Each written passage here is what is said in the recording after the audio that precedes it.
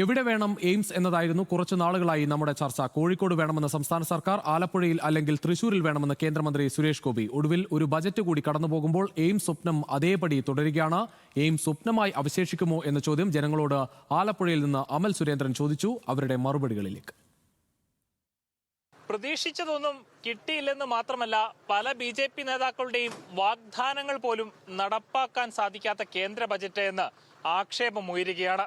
കേരളത്തിന് എയിംസ് വരുമെന്ന് പറഞ്ഞു, പക്ഷേ ഈ ബജറ്റിലില്ല. അതിവേഗ റെയിൽപാത ഉണ്ടാകുമെന്ന് പറഞ്ഞു, പക്ഷേ അതും ഈ ബജറ്റിലില്ല. ആകെ കേരളത്തിന് വേണ്ടി എടുത്തു കാണിക്കുന്നത് കടലാമ പരിപാലന കേന്ദ്രമാണ്. ജനങ്ങൾക്ക് ചിലത് പറയാനുണ്ട്.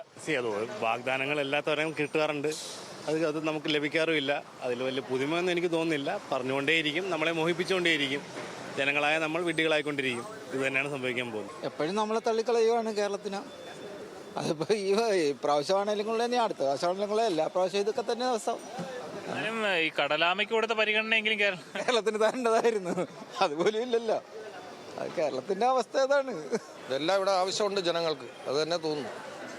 സുരേഷ് ഗോപി ആലപ്പുഴ കൊണ്ടുവരും, തൃശ്ശൂർ കൊണ്ടുവരും എന്നൊക്കെ പറഞ്ഞ് കളിയാക്കിയ സുരേഷ് ഗോപി അല്ലേ? BJP ഭരിക്കും, അവരെ കൊണ്ടുവരും നടക്കുമോ? കേരളത്തോടെ എന്നും അവഗണന അവർക്ക്. ആമ പരിപാലന കേന്ദ്രമാണ്, കടലാമ പരിപാലന കേന്ദ്രമാണ് അനുവദിച്ചേക്കുന്നത്. അങ്ങനെയൊക്കെ നീന്താനേ പറ്റുള്ളൂ. എയിംസ് തീർച്ചയായിട്ടും വരുമല്ലോ, കേന്ദ്ര സർക്കാരിന്റെ പദ്ധതിയല്ലേ, തീർച്ചയായിട്ടും വരും. ഈ പ്രാവശ്യത്തെ ബജറ്റിലില്ല. അത് കുഴപ്പമില്ല, വന്നു ഇനി കൊണ്ടുള്ള ബഡ്ജറ്റ്, ഇനി വർഷങ്ങളില്ലേ ബഡ്ജറ്റ്. സുരേഷ് ഗോപി പറഞ്ഞ വാക്കായിരിക്കും, അതൊന്നും നമുക്കത് എന്നും ഒരു സ്വപ്നമായിട്ട് തന്നെ നിന്നുകൊണ്ടൊരു അവസ്ഥയെന്ന് തോന്നുന്നു. എനിക്ക് തോന്നുന്നു പുതിയതായിട്ട് ഇനി UDF സർക്കാർ വന്നു കഴിഞ്ഞാൽ ചിലപ്പോൾ ഒരു മാറ്റം ഉണ്ടായേക്കാം. കേന്ദ്രം വന്നിട്ട് കാര്യമൊന്നുമില്ല ഇവിടെ. ഞാൻ ആമപരിപാലന കേന്ദ്രത്തിനോടുകൂടെ യോജിക്കുള്ളൂ, കാരണം എനിക്ക് പെറ്റ്സിനെയാണ് ഇഷ്ടം. എന്നെ സംബന്ധിച്ചെന്ന് പറഞ്ഞാൽ കേരളം ഭരിക്കുന്നത് വേറെ, കേന്ദ്രം ഭരിക്കുന്നത് വേറെ. ഈ രണ്ടായതുകൊണ്ട് വലിയ ബുദ്ധിമുട്ടാണ്.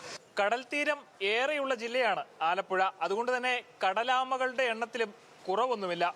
കടലാമകളെയും കടലാമകളുടെ മുട്ടയും ഒരുപാട് വട്ടം സംരക്ഷിച്ചിട്ടുള്ളവരാണ് ആലപ്പുഴക്കാർ.